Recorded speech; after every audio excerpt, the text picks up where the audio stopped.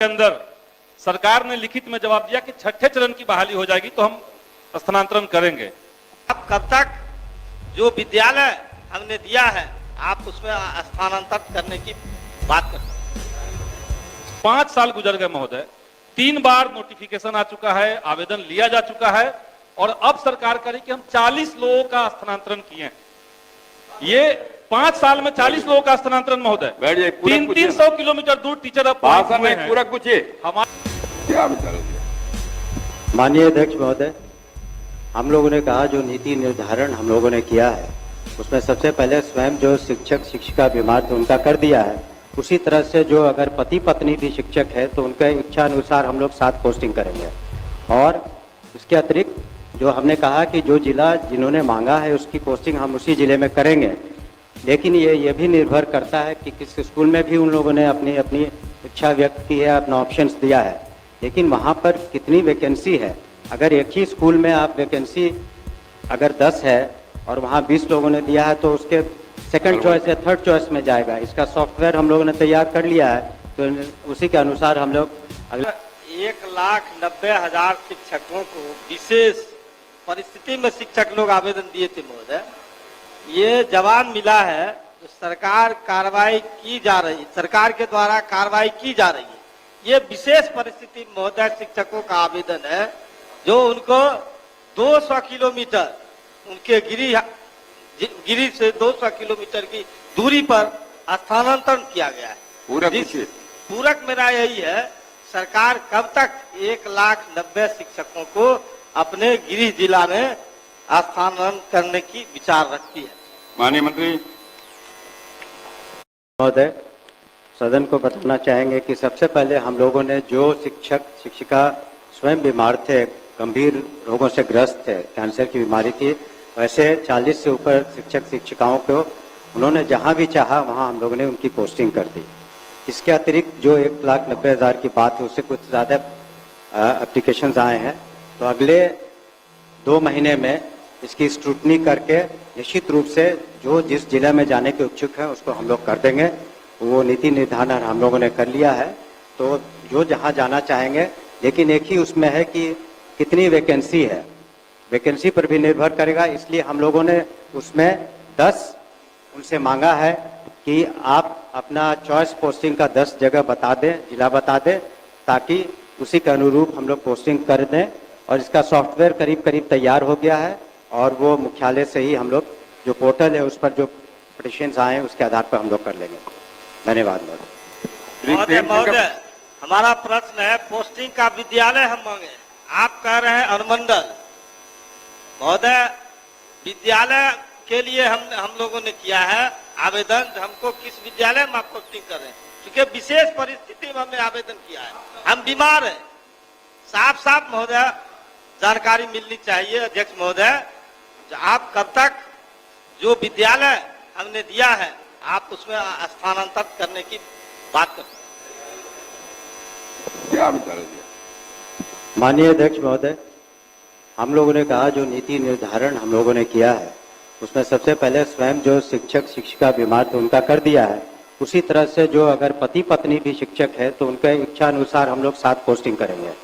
और इसके अतिरिक्त जो हमने कहा कि जो जिला जिन्होंने मांगा है उसकी पोस्टिंग हम उसी जिले में करेंगे, लेकिन ये भी निर्भर करता है कि किस स्कूल में भी उन लोगों ने अपनी अपनी इच्छा व्यक्त की है, अपना ऑप्शंस दिया है, लेकिन वहाँ पर कितनी वैकेंसी है। अगर एक ही स्कूल में आप वैकेंसी अगर 10 है और वहाँ 20 लोगों ने दिया है तो उसके सेकंड चॉइस या थर्ड चॉइस में जाएगा। इसका सॉफ्टवेयर हम लोगों ने तैयार कर लिया है, तो उसी के अनुसार हम लोग अगले 2 महीने में इसको पूरा कर लेंगे।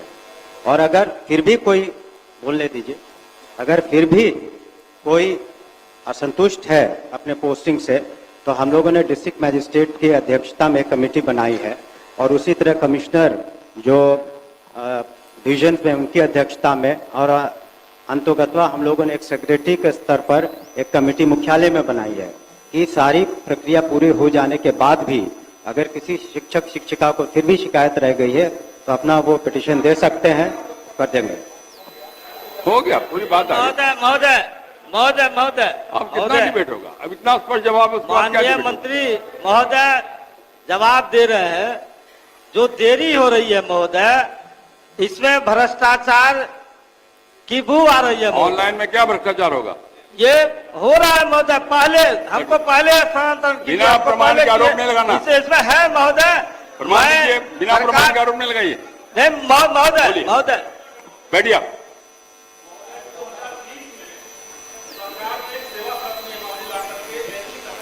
बात कही 21 में इसी सदन के अंदर सरकार ने लिखित में जवाब दिया कि छठे चरण की बहाली हो जाएगी तो हम स्थानांतरण करेंगे। 5 साल गुजर गए महोदय, 3 बार नोटिफिकेशन आ चुका है, आवेदन लिया जा चुका है और अब सरकार करी कि हम 40 लोगों का स्थानांतरण किए हैं। ये 5 साल में 40 लोगों का स्थानांतरण महोदय, सरकार ने लिखित में जवाब दिया कि छठे चरण की बहाली हो जाएगी तो हम स्थानांतरण करेंगे।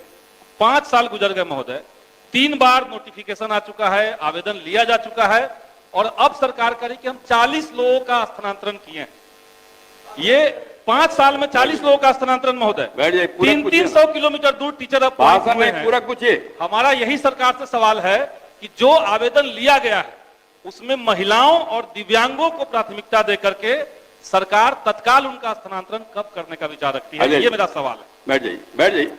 एक जो है सिर्फ हमारा माननीय मंत्री जी से जानना है कि आपने ऑप्शन में मांगा है 10 अनुमंडल जिला में, हाँ नहीं 10 अनुमंडल मांगा, 1 मिनट, तो 10 अनुमंडल मांगा है और वो जिला में जाना चाहता है, तो क्या ये व्यवहारिक है कि उस जिला में जाने के लिए दूसरे जिला का अनुमंडल का दे? क्या इसमें संशोधन करके सरकार उसी जिला के विभिन्न स्कूल का नाम वो मांगने की विचार रखती है कि नहीं? माननीय मंत्री अब एक बार सब बता दें। अध्यक्ष महोदय, हम लोगों ने यथासंभव जो नीति बनाई है उदार नीति है और आपका जो सुझाव है, अगर सॉफ्टवेयर में कोई कमी होगी तो उसको हम लोग जरूर देख लेंगे, लेकिन हम लोग की इच्छा है, सरकार की इच्छा है कि यथासंभव जो शिक्षक शिक्षिका अपने जिले में जाना चाहते हैं वो वहाँ जाएंगे। तो अगर इसमें कोई कमी रह गई है तो उसको हम लोग सुधार भी करने के लिए तैयार हैं, लेकिन अब नहीं अजय बाबू, मंडल के जगह पर आप बोलने दीजिए, बोलने ठीक है, हम उसको दीजिए। देख लेंगे। श्री प्रेम शंकर प्रसाद, श्री प्रेम शंकर प्रसाद। तो हर सत्ता पक्ष के लोग यही चाहेंगे कि जो अभिभाषण हुआ उसका स्वागत हो, उसका समर्थन हो। हमारी भी इच्छा होती है कि मैं भी सुशासन की सरकार के जो कार्य हैं, इन कार्यों की सराहना करूं और सराहना करते हुए मैं भी सुशासन का जयकारा लगा दूं। लेकिन सभापति महोदय, मैं यह कहना चाहता हूं, 2 पंक्तियां समर्पित करता हूं। यकीन से काम लो, वहमो गुमा से कुछ नहीं होता, यकीन से काम लो, जमीन पर चलने वालों आसमां से कुछ नहीं होता, यकीन से काम लो। महोदय, महामहिम के अभिभाषण में जितनी बातें आई है, अगर हमारी राज्य सरकार इंफ्रास्ट्रक्चर के क्षेत्र में अगर काम कर रही है, इसे कोई भी नकार नहीं सकता है। लेकिन जब मैं देखता हूं कि जब नई बिल्डिंग बन रही होती है और नई बनती हुई इमारतों की दीवारों में अगर दरार है, तो फिर मैं कैसे